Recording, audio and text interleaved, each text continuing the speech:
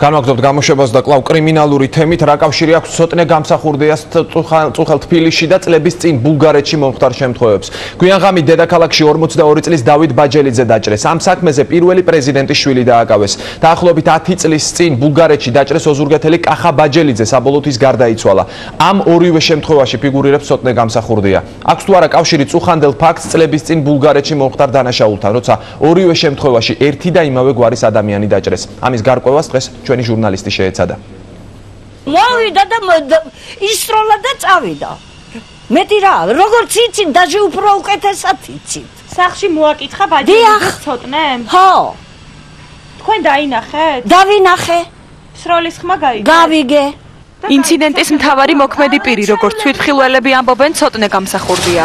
საქართველოს პირველი პრეზიდენტის ვაჟს ბრალი ჯერ წაყენებული არ აქვს, თუმცა საქმე 117 მუხლით უკვე აღძრულია, რაც სხეულის განზრახ დაზიანებას გულისხმობს. თვითმხილველები ყვებიან, რომ გამსახურდიასა და მის მეზობელს შორის წუხელ შელაპარაკება მოხდა. შემდეგ ცოტნე გამსახურდია დავით ბაჯელიძესთან სახლში ავიდა და მუცლის არეში ცეცხლსასროლი იარაღით დაჭრა. იყო საღამოთი რაღაც ხმაური და გავიგე კაცის ხმა, რომელმაც დაიძახა. მოშორდით ახედან თქვენ ქურდბათათებო. არ ვიცი საითკენ იყო, მაგრამ სრული ხმა იყო ერთი, მაგრამ არ ვიცი საითკენ იყო. ძალიან ბევრი ხალხი იყო.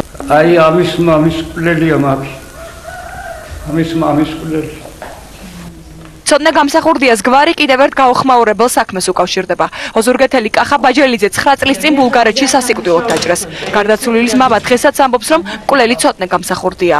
მოკლული კახა ბაჯელიძის და დაჭრილი დავით ბაჯელიძის გვარი დღეს ერთმანეთს საეჭვოდ ემთხვევა.